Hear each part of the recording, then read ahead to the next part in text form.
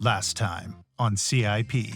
We had 60 degrees. 60 degrees. I almost had to wear a windbreaker. Don't talk to me. I would like the sonic screwdriver. I mean, well, it's a fairy tale. Today's guest is Fern Emery. They are a legal compliance educator for a financial institution, and they make benefits not as boring by taking PowerPoints and making them exciting.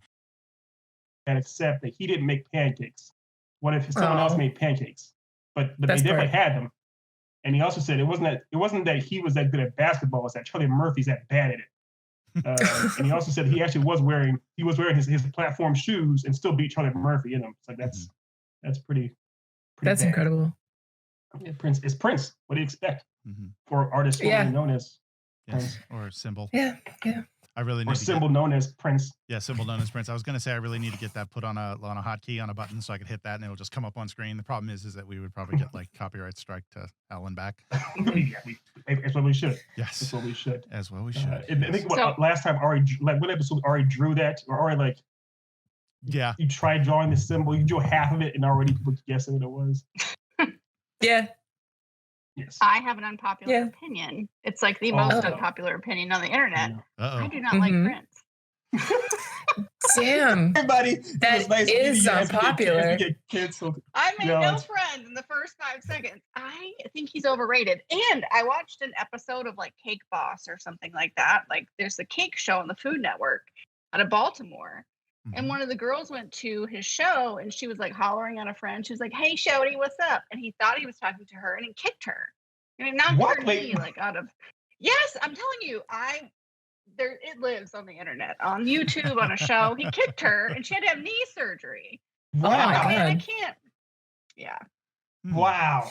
That is ridiculous. All the things you learn on the Food Network. It's not all about me. The moral of the story is Food Network is the new Wikipedia. The moral of the story is Food Network. Yes. The end. Wow. Fair enough. Well, I can honestly say whatever story we do tonight will not compare to any of that.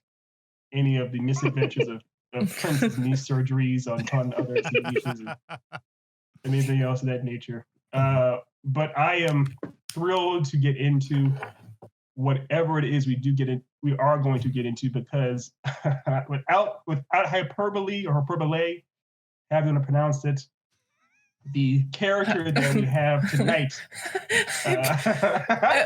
How do you? Quick question before we continue. You over there. You're in the corner. Yes. How do you think hyperbole is pronounced? Listen, I just learned that Nate thinks that anything matching is fancy. If that's the case, and Fern hates Prince with a passion, anything is possible. If you are actually Ari and not, a magical genie, I'll be surprised. So. Wait. No, it's fine. Okay, let's continue. Oh, see, she didn't deny it. That's all I'm saying. She didn't deny it. All right. Nah. So to smash cut into the great beyond, Nathan Beatty Jr. III, who believes in matching. Do you want to roll the die to determine category number 1, which is of course number 1. Which is of course the genres. Okay. Yes. Hold on. Okay. D10. All right. Let's do. I should have had this set up. I was too busy making fun of Ethan. Okay. So 1D10. I'm gonna go ahead and throw it. 10. Oh, perfect. Fairy tale. Fantastic. Okay. Yeah, that's actually right on the brand for what we talk about. Okay. So all right. So we've got that. I'll let it into. And then now we're doing. It's another D10, brother. Okay. This for setting. It's for setting. Sorry for setting. 9. Ooh, 9. This is like a low-key countdown. It actually had a number 8. So now it's high key. College. You've mentioned it. It is high. Yeah, it's when I'm talking. It's high key. So it's college. College. Okay. All right. Okay. And then this one is the pedonculus, like. Yeah, if you can get it, it's I guess 3. Hello. 4. Okay, so I'll just do 5d20, and we'll do for the first 100. Well, no, the first one is the time. Oh, period, wait, time. Jeez, look at this. My God, it's been so long. No, it's been a while. All right, that enter key. Been a while.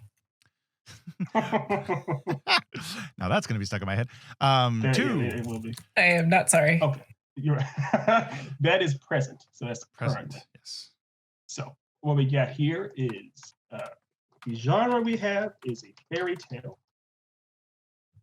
Okay. And the setting is college. Okay. Or university if you're in England. And the time period is the uni, present. I believe is the word they like to the term. Uni. Mhm. They but they do say uni. My time at Right, uni. enough. Okay. Now, archetype number 1 is obviously going to be Fern, our dear guest, my dear friend from middle school, Fern, Emery's character. So this character, though, we don't have an official name for this young lady, do we? Or did you want to come up with what? Maggie, right? Call her Maggie. We tossed out Maggie, and we Maggie? can work with that. I mean, Maggie's short for something, so we can always make her name longer, depending. Sure. You know. Yeah. Okay. That works for me. Yeah. Maggie, and then I'll put it in quotes. That way it seems even more mysterious and dark. Mhm. Okay. Maggie. So archetype number 1 is Maggie. And now, Sergey, we can go ahead and roll Okay. at least the 1d20. Okay, that's 43. Nice. Okay. Counselor. Have we had counselor before? Sounds familiar, Think so. I don't think but so. maybe not. I think that works. I don't think College. we have. Yeah, I don't think we have. So let's go with counselor. Yeah. College counselor. Yeah. That's sorry, I suddenly had like this burst of our main character here is a wild, so I'm just imagining this counselor just pinching the bridge of their nose, being like, why That's good. That works. Okay. Okay, we got one more. So this yes. Well, you can choose. Okay. Actually, let's do. I'm gonna try something different this time. See what we get. Okay. 100. 100. Actually, I don't know we've ever had that exact number before. No. We That's have why not, that's different. which is perfect because it is gourmet. And that is literally the entire word is just gourmet. I don't even know if it counts as a noun, but we're using it. We cannot rip off Hannibal. Just saying right now. We can. We definitely can. You don't want to, but I wouldn't have a problem with it. So it's gourmet. It's funny because both these things, fairy tale kind of, and obviously gourmet, tie into what we were talking about before. Started taping, we're recording, whatever. So, okay. Just a quick recap. The genre we roll for is fairy tale. The setting is college. The time period is present. Archetype number 1 is Maggie, who I will let Fern describe for the audience. Archetype number 2 is counselor, and archetype number 3 is gourmet. So, if you would please, Fern, regale us with some a little bit of background about your character, Maggie.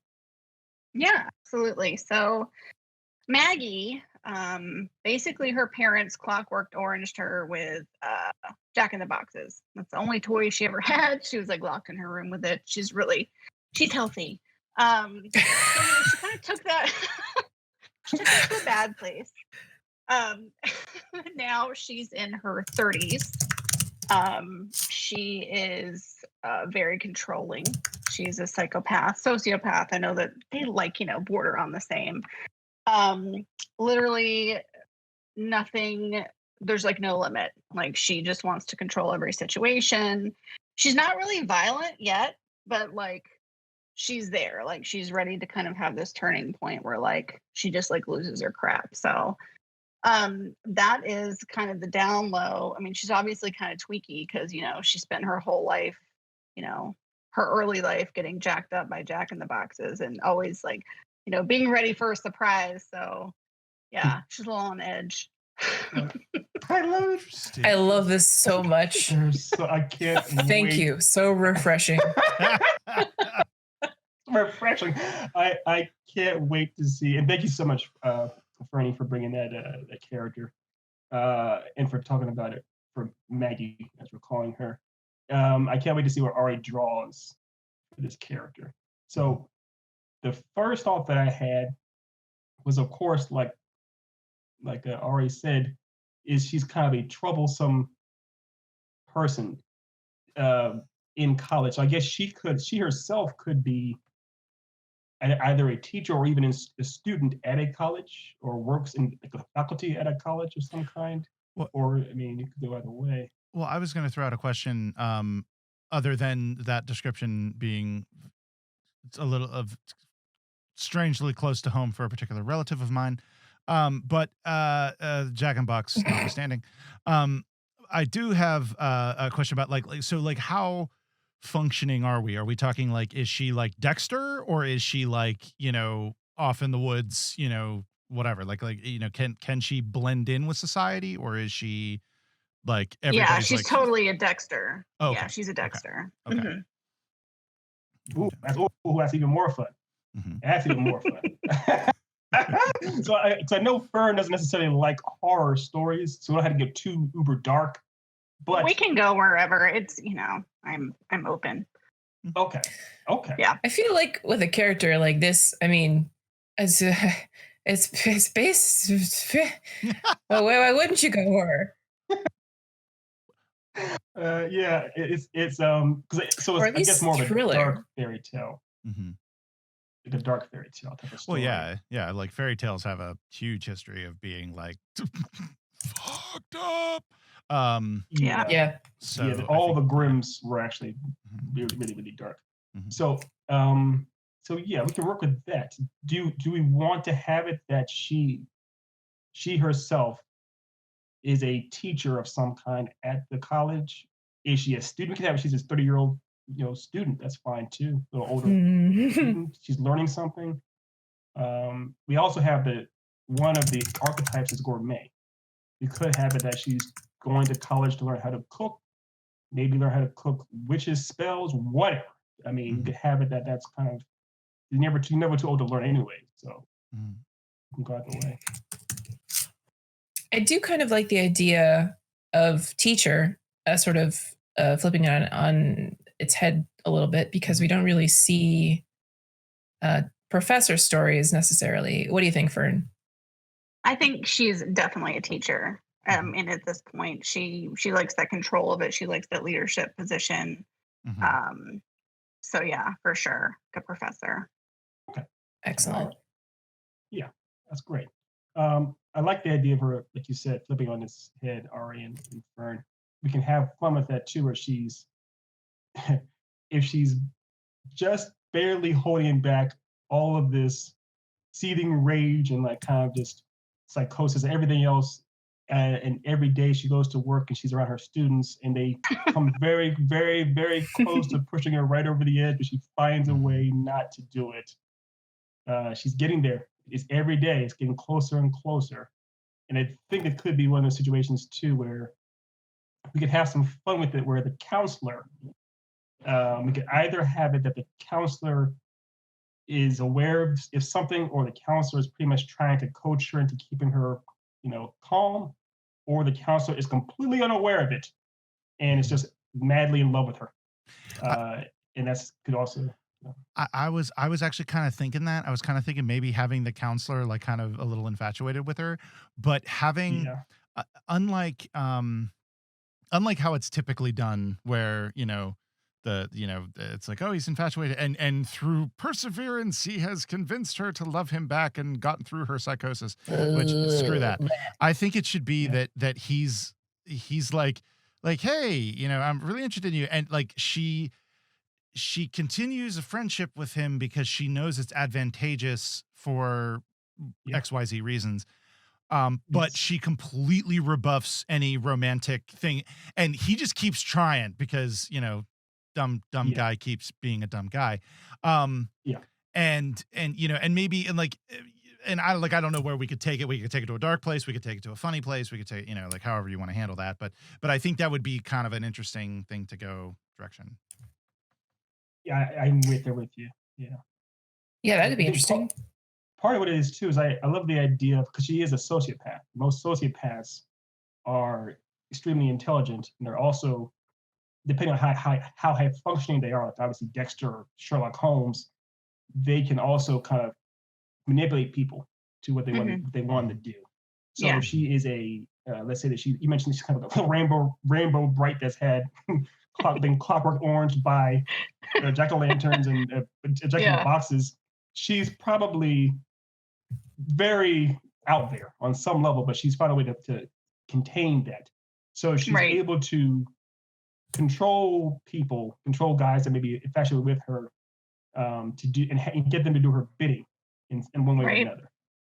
We could even have it that she's basically, this is a fairy tale. So if we give it that her objective is something that a person in a fairy tale would want, it may be that she has been looking for this all-powerful spell to concoct or whatnot, and one of her students finds a way to make it, and then that student, leaves school with it or something like that, and she wants to get it back, but she can't get caught, chasing down a student, and she has to, of course, coerce or find a way to manipulate the counselor into doing it. And the student goes into the counselor's office, and she wants the counselor to pretty much pry it out. I'm not sure what it is, but it's something like that. Giving her some kind of a goal, and finding a way that she wants to manipulate someone else to get it for her could be kind of fun. I like that. So here's an idea. Because I kind of like the idea of her goal being status quo. She has found something she likes to do. She's, like there's the constant fear of like, but she's been able to, due to I'm sorry, the constant fear of what? Of whatever, like childhood psychosis. But in this current situation, she has found kind of a balance where she's able just to function and just do what she likes and just live. And this counselor, and maybe something like what you're describing, is trying to pull her out of that. And she's resisting it because, and I think, I kind of want to go this way because one of the things that always happens with these characters, and this has happened with, we mentioned Dexter, you also mentioned Sherlock Holmes, is particularly in the later seasons, they stop being sociopaths. Like they actually start caring for other characters. Yeah. And the problem there is that breaks the whole thing. Like once Sherlock Holmes starts caring about Watson, at least in the new modern Sherlock Holmes thing, that whole thing is busted. It just doesn't work anymore because he's sociopath, and he's supposed to be. Where here, I think having it be where all she does is care about herself, and she's trying to be forced out of that. And I think maybe have it be where the conflict is, where she decides, okay, I'll just do this thing just to get them off my back, and then I'm going to come back, or however you want to do that. Yes, I know. I like that too. I do actually. I like the idea, the dynamic of, in a way, it's not a full-blown Wicked situation where we're seeing it from the villain's point of view, or trying to humanize the villain. Mm-hmm. But I like the idea of our main character basically being an anti-hero, kind of antagonist in a way, and the counselor and this gourmet student are more or less the lighter-hearted, fun ones. They're the nice ones. They're the ones that are actually what you consider quote-unquote good people. So they're smiling, doing everything happily. And remember, this is a fairy tale land. And she's the one that's like, we cut to her like what she's thinking inside her brain. And she's like, oh, that seems so nice. And you see her with a knife, like cutting their throats or something. Like the idea that she is clearly the darkest center of all centers in the story. And every time this gourmet student and the counselor get around her more and more, it's harder and harder and harder for her not to explode. And we could have it where the situation leads itself to where, like you said, she's trying to go to a safe place back home, and the counselor and the gourmet chef try to do something like a surprise for her. They may find out that it's her birthday, and they may actually plan a surprise actually to throw her a party at her home, or even just three of them have a party at her home for her, bake her a nice dinner or something. And it becomes almost like a reverse Home Alone situation where she's doing everything she can. she's fighting her urges to literally kill them, to the point where after a while she stops fighting her urges, and she's trying. And we see her almost a comedy of errors that she's trying to kill them, and they just happen to duck the right moment, or they happen to open up the oven at the right time, and she falls over it. I mean, like those kind of little things. So it's still, you can have a fairy tale element to it, but also show that she is still very much a sociopath that's not happy the entire time. Well, I sort of like that idea for a slapstick comedy. I'm not sure how you would be able to sustain it. Without turning it like into a full, just sort of wild comedy, instead of like, because I feel like this character is a little bit more serious than that. Not serious as in like her origins are serious, not as a character. No, yes, I know what you mean. What if we borrowed a little bit from Shrek? Because Shrek in the first movie is much more of a misanthrope. And it could be something, a situation where as opposed to them coming to her house, it could be that it's more as if we get them on like a road trip such a scenario, because it is a fairy tale. So we put them in a situation where they have to traverse this fairy tale land. And it could be something as simple as she herself is trying to get somewhere or trying to get something. And she may need, either they tag along or they happen to have to know something that she doesn't, and she kind of needs them to get her there. And find a way where she's forced to be along with these people that she doesn't like, essentially. I like the I'm the trap. Sorry, trying to. I actually like the idea of them being in the house. I think. You want them to be in a house? Yeah, that's me personally. Like, it's. Sure. However, we're open to ideas. But I think it could be, because I actually kind of, like you mentioned Shrek, I hadn't even think of that. But I like the idea of them invading her space, and as part of this invading her space, they're hinting at a potential extension of this invasion, like,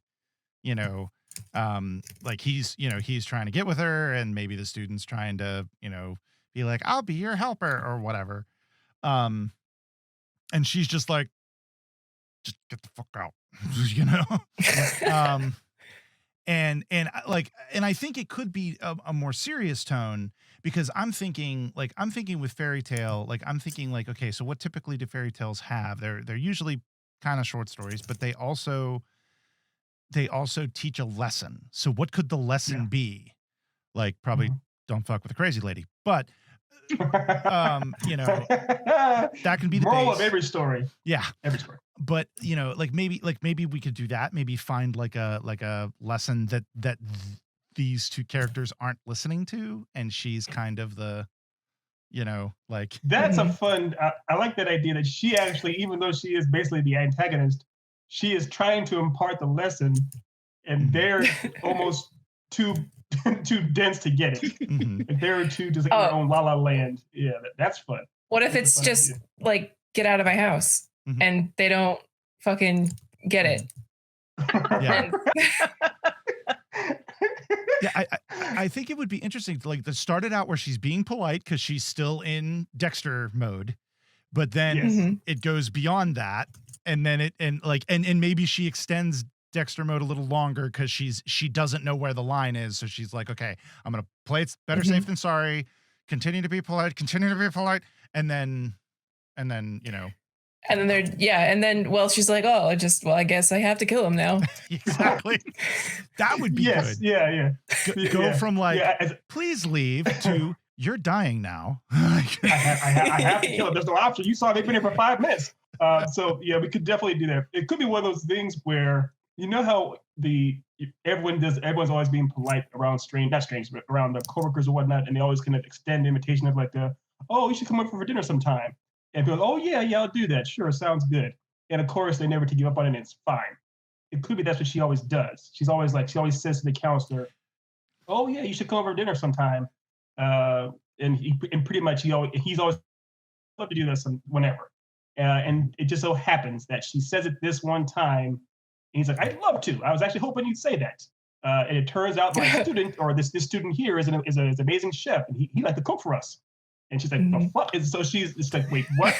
And so that I've made a terrible mistake. Basically, but yeah, she's like, she goes in a panic mode, and of course, because she's put it out there, she can't take it back now. Mm-hmm. So she's like, great, that sounds fantastic. So, like I said, it's a reverse Home Alone. So it starts off with her thinking, okay, how can I keep them out of my house? I don't want them to come into my domain. So she could set fairy tale type traps on the outside, like let's say from like a mile away, whatever. And we see that this counselor and the gourmet somehow keep finding ways to just kind of Abbott and Costello, three students, get around these insanely deadly traps that she's established with magic. And to the point where they finally do get to the house.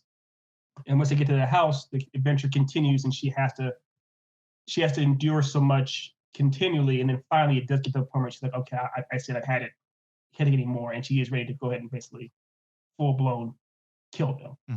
So kind this is very it's like a reverse Baba Yaga almost. Where Baba Yaga, yeah, she's like the witch in the woods, and she just doesn't want them there. It's the simplest. It really is the simplest plot. So one thing Fern and I were talking about before when she was getting ready to come onto the show is she was talking about she wasn't sure she wanted it to be campy or to be more serious kind of a take.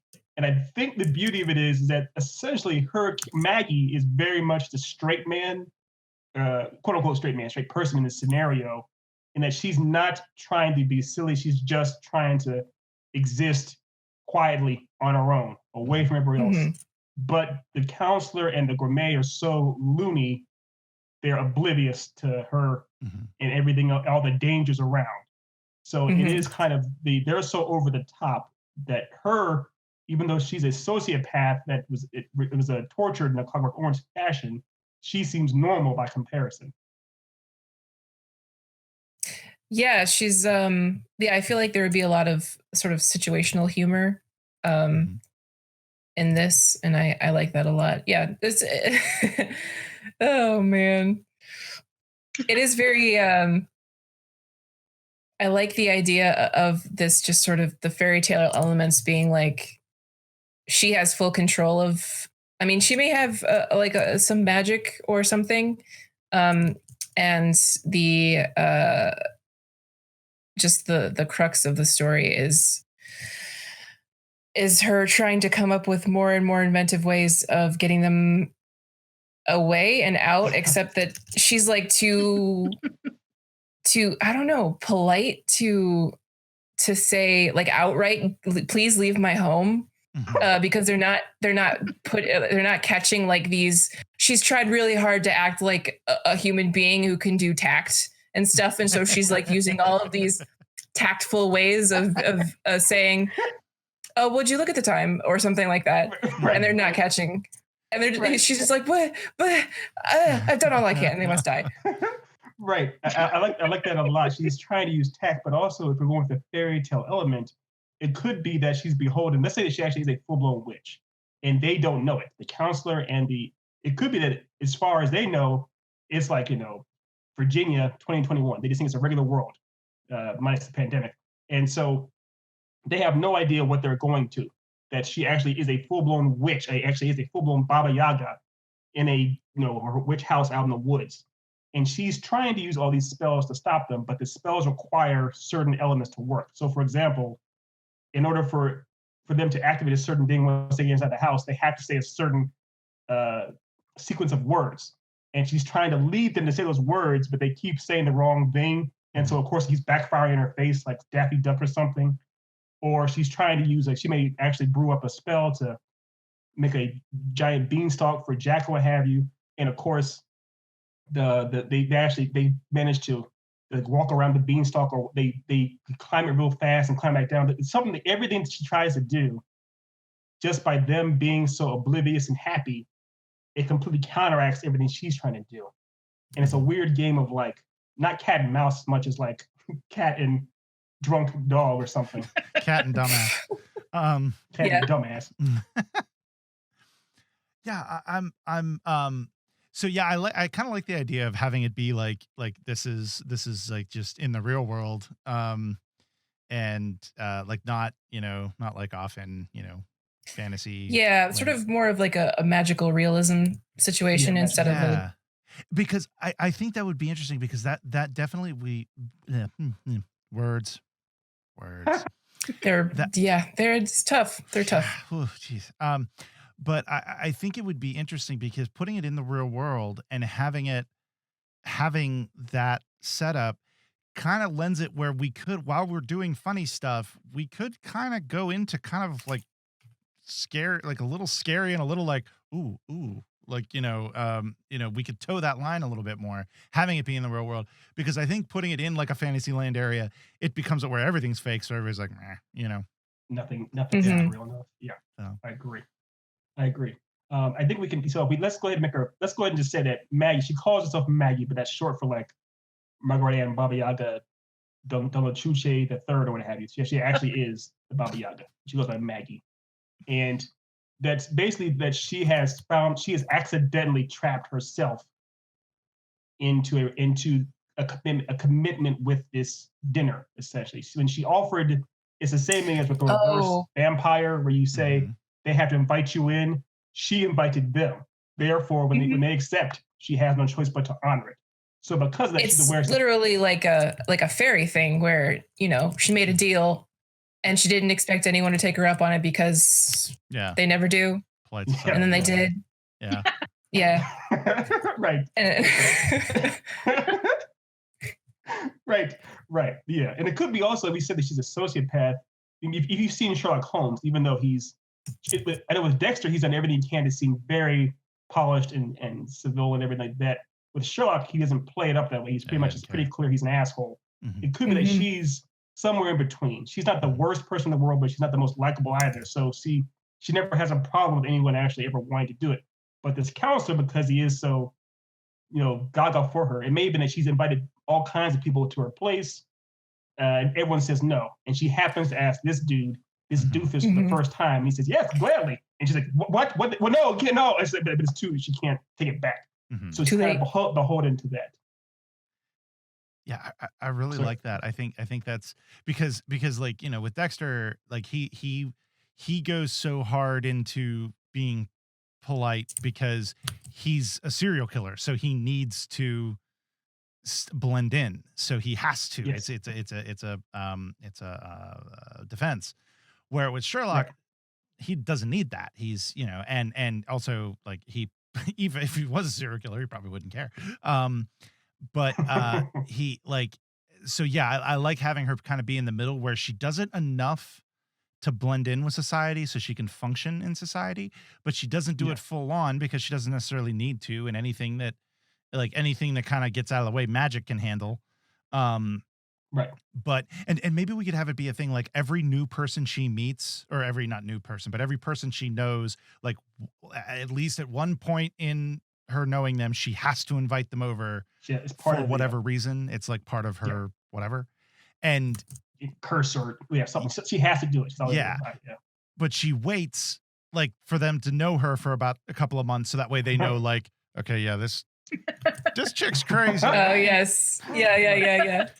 Perfect. But with him, he's just so horny. He's like, okay, and she's like, crap. Damn it. Also, he is a counselor, so he thinks to himself, oh, I can get to her, or it may be that I see him as a kind of like a Chris Parnell type, where he has I can help you, of course, my dear. Kind of he thinks grander of himself, and he feels he's able to get to her on some level, and he's completely unaware that she can't stand him. And it may also be that this is the first time someone's actually done this. Someone's actually agreed to come to her home. So she's like, fine, as they come here, I'll just go ahead and kill them off. And she tries doing all her magic spells and everything, and they don't work because they're under the protection of this enchantment. So part of the story is once she realizes it, because again, she's at her home, she sees them coming like a mile or so away, she's trying to do everything she can to keep them from getting there. Part of it could also be her trying to figure out how to break this curse that she's beholden to because she doesn't want them to come there. So after we see her do a series of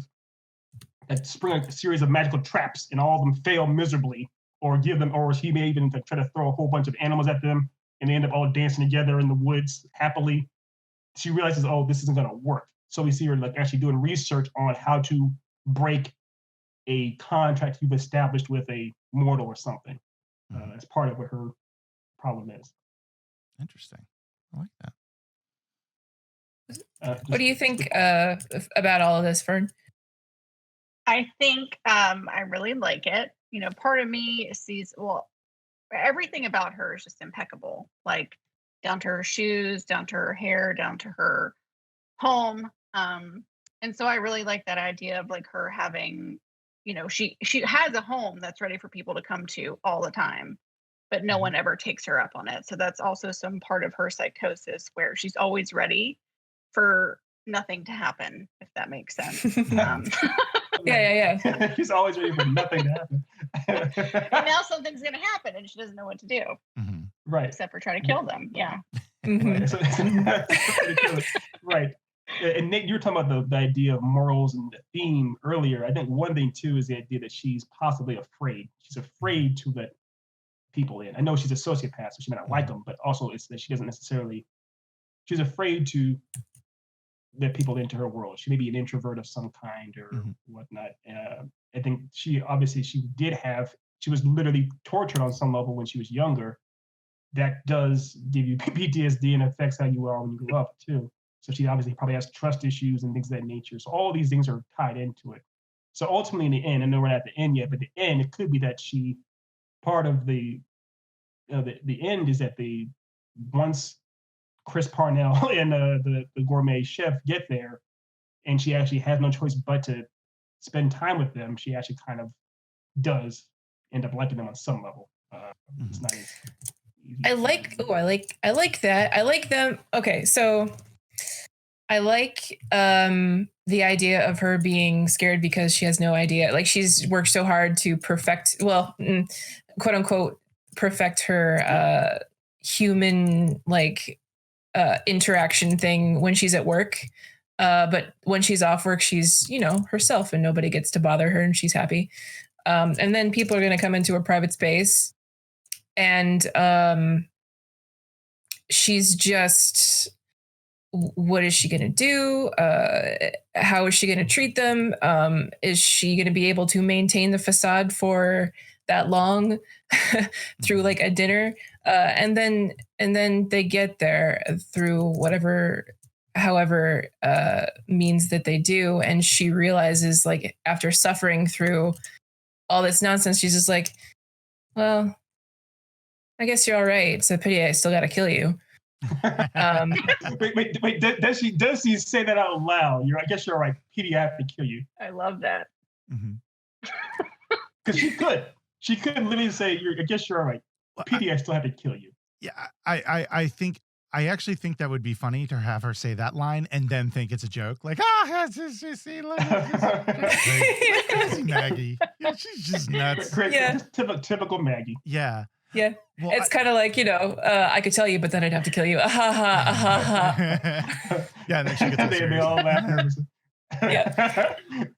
Well, I also so something when you had mentioned, Fern, that the fact that like her house is always immaculate, it's always ready for people to come over, but nobody ever does. I find that interesting because I think that would be very kind of fun place to play a little bit with, particularly the early part of them coming over, because because it's, she's ready for people to come over, and so and it's and that's that's kind of like part of her thing, like to make sure everything is perfect in case anybody shows up, but she never does, and she's very happy with that. But then they come over, and then there's that thing in her where she's like trying to make sure, is everything perfect? Is everything, because oh my God, because like maybe it's a part of the psychosis, like maybe they'll judge me. Like I don't know exactly what where that be stemming from. because I have absolutely no experience with somebody like this who I'm related to, who had to make sure that the house was completely immaculate whenever anybody would come over. And then when somebody would come over, then it was just always making sure that everything, but this is for my therapist and not for you guys. Anyway, so can anybody figure out who I'm talking about? Anyway, so I got dark fast. Thank you for sharing. Thank you for being so brave as to share that with us. Let's get back to the story. the fake story. The fake, the completely fake. Anyway, so I think it would be fun to play with those early bits, where coming over and her just trying to like, and them doing what guests do. They're being nice. They're not like, coming in and just wrecking shit, but they're being nice. But the fact that they move a pillow gives her almost the thing to like, she has a mental breakdown, that kind of thing. So like playing with stuff like that. I love that. I love that. I adore that. And I think maybe we should, since this is a fairy tale, maybe we sort of take it out of the realm of quote unquote normal human mental illnesses and sort of frame it in sort of like a otherworldly fairy type.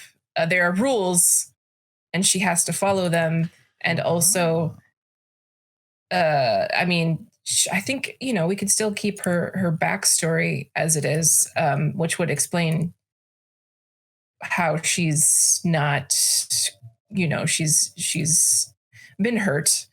But there are also ways that she has to do things and ways that people have to act around her. And when they don't do that, she just gets all like, ah.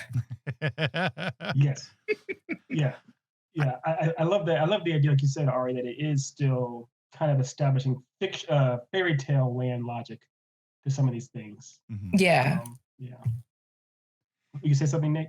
I was gonna say I really like the idea of making the sociopathy, I guess that's the way to put it, like rules that she has to follow. And I don't necessarily mean that as like a way to like you make it where like, oh, we can remove the rule and now she can love. Like, screw that. I think it should be that it's because like the type of being she is, however we want to define that. And obviously you have full veto power on any of this. But have it be where like the type of being that she is means that she cannot, like, there is a rule that she cannot, have anything out of place in her home or what have it, whatever. And have one of the rules also being like physically she cannot care for another person, due to biology and also these weird rules, I guess. I don't know. So yeah, that's a good thing as far as like us thinking up some rules for her, more or less. And maybe that partly why she is so withdrawn from the world is because she's aware of the fact that these rules, if anyone comes into her domain, they could easily break her. If they, like you said, if they touch a doll on a shelf and move it at a place, she's afraid, of course, it could somehow cause her downfall, could cause her physical bodily harm or whatnot. Mm-hmm. It could even go so far back that the whole reason she was being tortured like that as a kid was pretty much to make her the way she is on purpose. So that almost as a way to kind of put up her defenses so that she wouldn't interact with people or have them come to her home, essentially, pretty much making her a Rapunzel of sort, something like that. So another that I have was kind of thinking about Beauty and the Beast, the way that's working. Beauty and the Beast, there's like a curse put on that castle by that witch that unless these conditions are met, he will remain a beast, and the dishes and all the inanimate objects will remain as people forever long. It could be something to the extent of that these rules that this Baba Yaga, if someone comes to her home and does A, B, or C, it could possibly lead to her downfall. It could kill her. It could kill them. Something, anything. And it may be that's what it is. She actually wasn't even trying to kill them earlier. She was just trying to keep them away. Mm-hmm. Because she was afraid that they could get to her house. And if so, they would be in jeopardy of actually dying for real. So would the plot be like, all right, so she invited them. They're like, yeah, actually. And she's like, fuck. And then so there are all these rules, and she knows that she's got rules and she can't allow them to break them because then that would lead to her getting hurt. So she's just like, okay, here's a list of shit that you can't do. And then they do it. And so in order to prevent further harm coming to her, she has to, try and kill them. Mm-hmm. And that's the main thrust. So you're saying after they break so many rules, they're in her home. Yeah, they're in her home. And she's like, okay, so as long as they're like, as long as they do the polite stuff, which I assume that they will do because that's how humans work, right? Mm-hmm. And then they get there and they're like, they start breaking rules, and she's noticing that she's being hurt. I don't know how. Maybe I don't know. She gets hurt, and she's like, well, this can't go on because I gotta survive. I have a good thing going here. They can't be allowed to continue doing this, so I guess I have to kill them. And then the rest of the story is her trying to do that. Mm-hmm. Yeah. Go ahead, Nate. I was gonna say I had a thought, I had an idea that so I think I like the idea of I actually have a lot of ideas, so I'm gonna try to throw them all out there and then see which ones you like. I like the idea of that she invites them, they have to come, and I think it might be a thing where like because she's invited them, she can't do anything to stop them, so they have to come, but she assumes they're going to be polite, and so she's like, okay, they're humans, they'll be good, and they come in, they're not good, so it gets to a point where she's like, all right, you fuckers, here are the things you can and can't do and say. And they kind of go, oh, and they continue being idiots. But so at that idea, another idea is there's a clock, grandfather clock somewhere in the house, doesn't tell the right time. It tells a random time. In effect, it's a doomsday clock for her. And the more rules that get broken, the closer it gets to midnight. And when it gets to midnight, she's dead. Ooh, I like that. That's uber dark. It's so nice. Here's the thing. It's so dark. I love it. Of course, I can see Fern and Ari salivating from here. That's great. But again, it is a fairy tale. It may not need to go that dark. It could be that the doomsday clock. Cinderella cut off her toes to fit in the glass slipper. We can go as dark as we want. Hansel and Gretel cooked a witch. We can go as dark as we want. I know. I'm not. Oh my God. I'm not saying we shouldn't do that. But it may be from New York. Actually, this is Pittsburgh, but I digress. Okay. But what if, as opposed to she will be killed if these humans come into her? If the clause, let's say that the Santa Claus is simply this: if some humans come into a Baba Yaga's house and they manage to do A, B, and C, then by the stroke of midnight, she will be killed. What if we just dial it back as opposed to she'll be killed, she'll instead be turned like mortal or something like that, a little softer of a blow. And it may be just so, and I think also the idea as opposed to the humans being like, rambunctious drunks, the rules are weird. It's kind of like a level system. I like that. I like that the rules are weird, but I fail to see why we cannot have her driving force be that she is dead, because that seems pretty. That's right. I mean, too.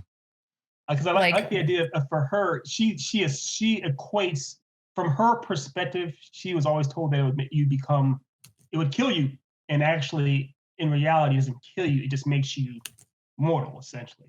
Mm-hmm. And for her, from her perspective, she's always thought that means being mortal is death. It's not the same thing. It's like a loophole or bylaw she never understood or something. Mm-hmm. Because I don't know. I still want this to. I don't necessarily want her to die. That's the thing. Well, she's not gonna die. She's not gonna. Right. She's either going to kill them or get them out of her house before she dies. She's not going to die. I just like that the stakes are so high. So of course. To quote LA Police, someone has to die. Our main character is, this character. Someone has to die. Someone has to die. I don't care who it is. someone is going to die tonight. Okay, yeah, I got you. I just kind of wanted to see if there was a way to make it out of the story where no one actually had to die, because it is a fairy tale, and I like it to be. I don't know. I like the dark fairy tales. Well, that's kind of what I'm saying. Like you know, I for me personally, like when I think of fairy tale, you've got your two types. You've got your Shreks, which are the modern fairy tales, which are much more light and fluffy, and your Disney fairy tales.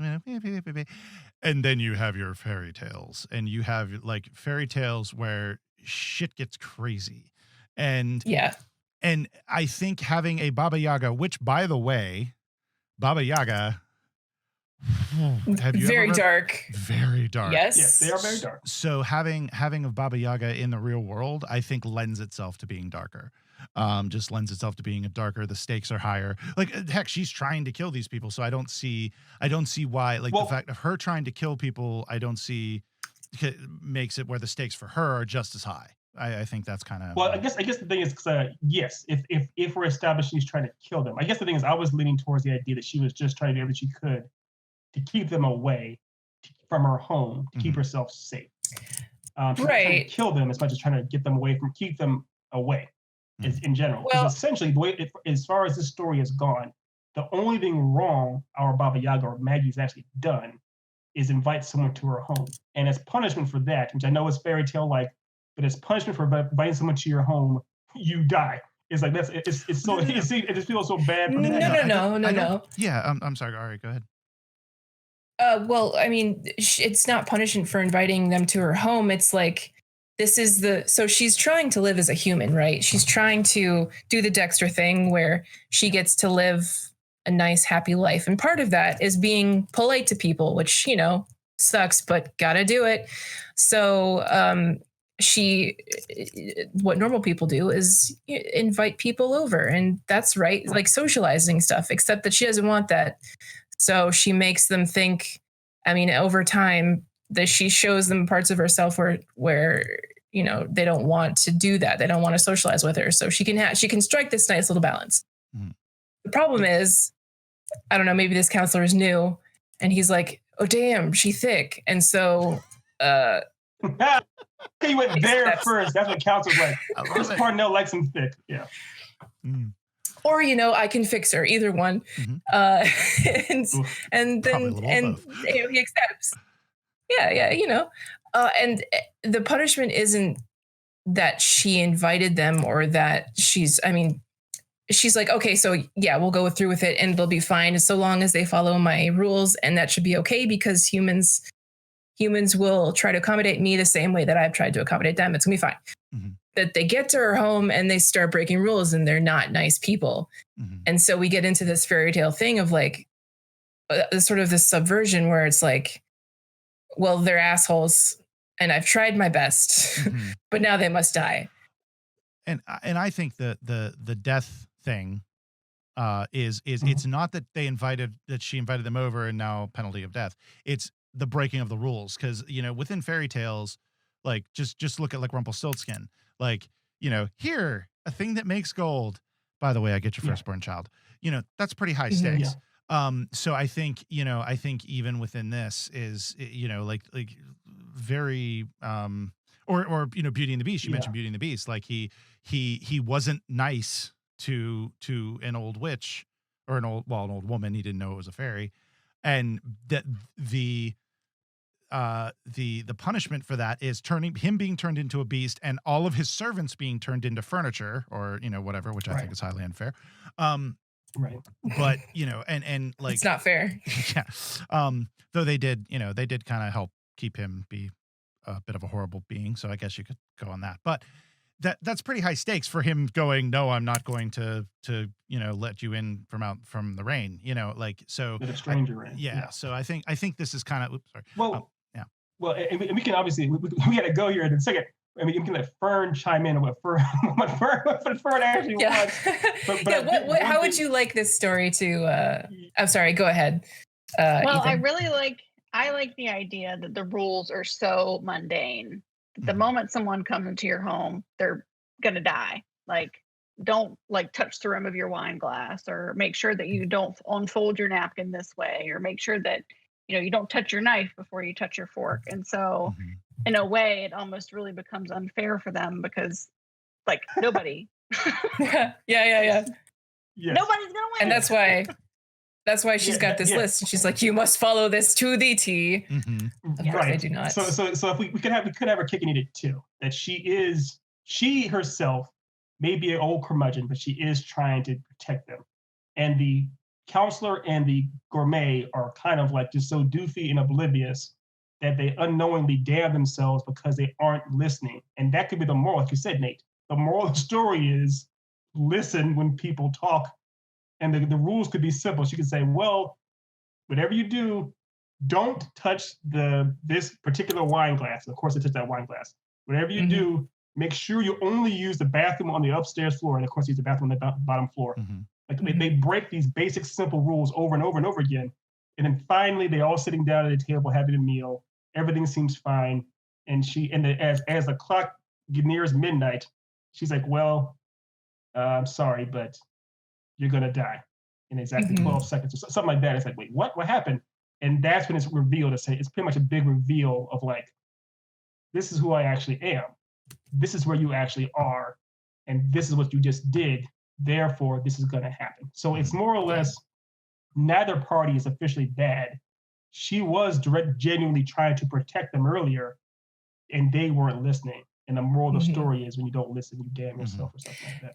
I mean, it's like the fairy tale thing of like, don't eat the food. And then someone always eats the food and terrible things happen. Like, you got to follow the rules. You got to follow the rules. Yeah. And then the next day she goes back to school and everyone's like, where's the counselor? Where's the gourmet? And she's like, if it makes any difference, they were delicious or something, whatever, some kind of line. But she addresses it, and that's kind of, so she survives, but they don't because they didn't follow the rules. Yeah. Cool. Okay. All right. Well, I think that. All right. Yeah, that wraps up that part of the story. So Ethan, would you like to say anything before we wrap this up? I'll go through everybody, I guess. Still trying to work this part out. That's all right. Here later. I would just like to say happy pre-Valentine's Day to everyone out there. I know it's going to come up. It can be a really weird holiday, especially now with the pandemic. So if nothing else, it is okay to love yourself. You deserve a good hug. Please do it. Please hug yourself. Please love yourself.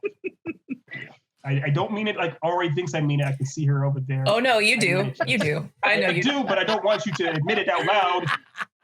Well, then why'd you mention it, bud? Because I'm an idiot. I broke the rules. And the moral of the story is you break the rules, you die in the witch's house. Yes. You die in the Matrix, you die in real life. You die in the Matrix, you die in real life. Yeah. So Ari, do you have anything to? No. Thank you for joining us, Fern. I'm glad that you were here and could give us this wonderful character to work with. Yes, thank you. I appreciate it. Ethan knows me. I'm very a jokester. And so this one kind of popped up at 2 a.m. and I'm like, sweet. it's so on brand for Fern. It couldn't be more on brand for her. I love it. Nice. All right. Awesome. Well, yes. Thank you so much, Fern, for joining us. It's been thank you so much, a lot of fun. We're playing with your characters. Thank you for letting us play with your character. It's fantastic. So, yeah. So much fun. Thank you. Thank you so much. Thank you, Maggie. Of course. Nice.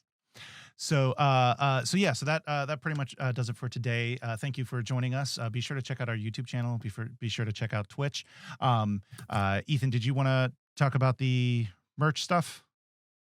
Sure. Yes, if you can hit over to echelongnovels.com, just about all of our books are sold out, which is great. Thank you very much for everyone coming over there and buying our books, but they're nearly all sold out. Sorry about that. We do have an amazing merch line of products if you want to wear some of our stuff. We'd love for you to do that. Just hit on over to echelongnovels, ECHELONGNOVELS.com. Ari owes me a Coke because I spelled it correctly. Oh, okay, sure. Well, get your ass over here, and I'll give you that Coke. Great, done. Yes. And you also can find a lot of that stuff too at the CiPnetwork.com. We have the CiP Network store, but I also link to the Echelon G Novels store as well. So you can check those out. Also, we wanted to thank Kuram Ali and Perry McGrath, also known as Mick, for being our patrons this month. So thank you so much for doing that. We really appreciate it. And you also can be a patron if you like what you saw or anything else that is on the network. You can do that by going to our website and clicking on the patron button. So thank you so much, everybody, for joining us today. And y'all have a wonderful day.